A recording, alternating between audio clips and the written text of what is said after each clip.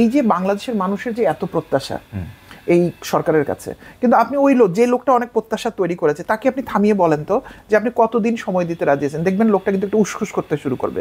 কারণ ঠিক কতদিন সময় দিবে বা কতদিন সময় প্রয়োজন এটাও আমরা ঠিক বুঝতে পারছি না। এবং এখানে ওই যে আবার প্রতিক্রিয়াশীল গ্রুপ বলবো, এবং এখানে গ্রুপটা অনেক বড়, সমস্ত রাজনীতিবিদ যারা আজকে সমর্থন দিচ্ছে কিংবা দিচ্ছি এরকম করতেছে, অথবা বলতেছে দেশের বাইরে থেকে যে বাংলাদেশে কিছুই হচ্ছে না, সব উশৃঙ্খলতা হচ্ছে, এরা কেউই এই সরকারকে আসলে এই দিন শেষে সময় দিতে চায় না। কারণ তাদের উদ্দেশ্য হচ্ছে আমি 15 বছর ছিলাম, আরো 15 বছর থাকতে চাই, অথবা 15 বছর খাইনি আমি এখন খেতে চাই। এই জায়গাটার মাঝখানে আমরা বলি না যে শেষ বক্তা হিসেবে লাঞ্চের আগে দাঁড়ালে আমরা বলি একটা যে আমি এখন আপনাদের লাঞ্চের মধ্যে দাঁড়িয়ে আছি।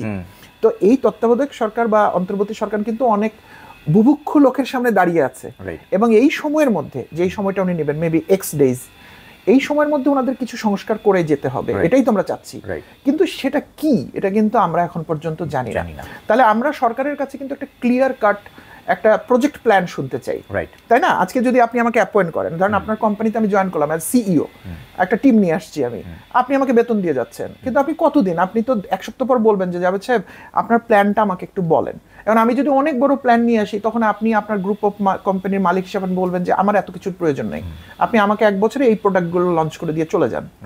তো আমার মনে হয় যে এই সরকারের কাছে আমরা এখন এটা চাইতে শুরু করতে পারি যে আপনারা আমাদেরকে একটা রোড ম্যাপ দেন। রোড ম্যাপটা 50 বছরের রোড ম্যাপ হোক, কিন্তু আপনি বলেন, তাহলে মানুষ, যেহেতু এখন ওইভাবে ভোট দিয়ে মতামত প্রকাশের সুযোগ নেই, কিন্তু মানুষ একটা নিজের সাথে নিজের একটা কি বলবো একটা রিফ্লেকশন আসবে চিন্তার, বা আমরাই তখন ইনার ক্লারিটি বলতে শুরু করবো যে হ্যাঁ এত বড় কাজ করতে গেলে তো এটা এত মাস সময় লাগবে, এটা তো এত দিন সময় লাগবে, বা আমরা এটা উল্টাও বলতে পারি যে এটা কেন কালক্ষেপণ কেন করবেন আপনি। তো আমার মনে হয় আমরা সরকারের কাছে চাই যে তারা একটা পরিষ্কার রোড ম্যাপ আমাদেরকে দেখ, একদম ক্লিয়ার কাট প্রজেক্ট প্ল্যান না দিতে পারলে হাই লেভেল প্ল্যান দেখ, সো দ্যাট আমরা বুঝি যে এই সরকারের প্রায়োরিটি কি, সরকারের সবাইও বুঝুক যে তাদের প্রায়োরিটি কি, তাহলে আমরা সবাই ফোকাস ওয়েতে এগোতে পারবো।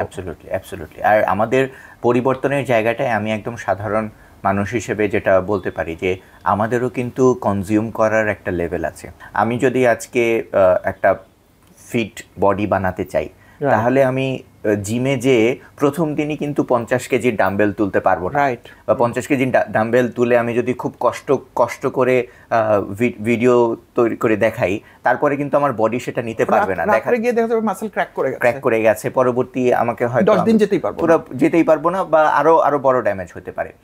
যেটা বলতে চাচ্ছিলাম যে আমাদের দেশকে অনেক কিছুর জন্য পরিবেশ তৈরি করতে হবে, সাধারণ মানুষের মধ্যে একদিনেই সব ধরনের নিয়ম একদিনের মধ্যেই যদি আমরা ইম্পোজ করতে চাই, তাহলে কিন্তু আমরাও দিন শেষে সেটা নিতে পারবো না। সো আমাদের কিন্তু অনেক অনিয়ম হচ্ছে, সব জায়গায় অনিয়ম হচ্ছে, সেটা আমরা কিন্তু এই রেভলিউশনের আগেও জানতাম, এখনো জানি। এখন আমরা তাড়াহুড়া করে, আমার কাছে মনে হচ্ছে যে অনেক কিছু খুবই ফোর্সফুলি চেঞ্জ করানোর চেষ্টা করা হচ্ছে, এবং এক্সপেক্ট করা হচ্ছে যে ডে 1 থেকে সবাই লিখিতভাবে আজকে এই ভুলগুলো একদমই আমি করব না এটা জেনে বুঝে বের হচ্ছে না, সবাই এটা জেনে বুঝে বের হচ্ছে না, কারণ অনেকের রেগুলার প্র্যাকটিসের মধ্যে এটা নেই, এবং অনেকের হতে পারে যে 50-60 বছর বেঁচে থাকার সময়ে একদিনও কেউ এমন অনেকে আছে কাউকে আঙ্গুল তুলে বলে দেওয়া হয়নি যে এই কাজটা যেটা তুমি 20-30 বছর ধরে করে আসছো এই কাজটা ভুল, সে আজকেই হয়তো জানলো যে এই কাজটা ভুল, কারণ প্র্যাকটিসে ছিল না কখনো তার। যেমন একজনকে আমি গতকালকে ফানি ভিডিও একজনকে দেখালাম যে স্টুডেন্টরাই একজনকে একটা বাইকারকে দাঁড় করিয়েছে, হেলমেট পরবে না, সে মজা করে বলছে যে কখনো পরিনি, হয়তো কখনো হেসে বলছে আমি কোনোদিন পরিনি, মৃত্যু পর্যন্ত পরবো, পরবো না। সো জানি না, হয়তো সে এটা কখনো করেনি, হয়তো মানে এই মানুষটা কখনো করেনি, এই মানুষটাকে আমরা আজকে থেকেই তাকে ফোর্স করে তার মাথায় হেলমেট পরার পজিটিভিটিটা এবং হেলমেট পরার যে আরো হাজার রকমের সুবিধা আছে, তার ফেস বাঁচানো, তার জীবন বাঁচানো সবকিছু মিলে, সো এই জিনিসটাকে আমরা ফোর্স করে তাকে করতে পারবো না। কেন এটা বলতে চাইলাম যে আমরা আসলে নিয়ম অনেক কিছু আমরা করতে চাবো, সো আমাদের উপদেষ্টা যারা আছেন বা যারা পরবর্তীতে দায়িত্ব নেবেন তাদেরকে বলতে চাই যে আমাদেরকে একটা পরিবেশ তৈরি করে দিন, আমরা অটোমেটিক সেটা মেনটেন করতে থাকবো, এবং মানুষের ব্রেন এত বেটার যে সে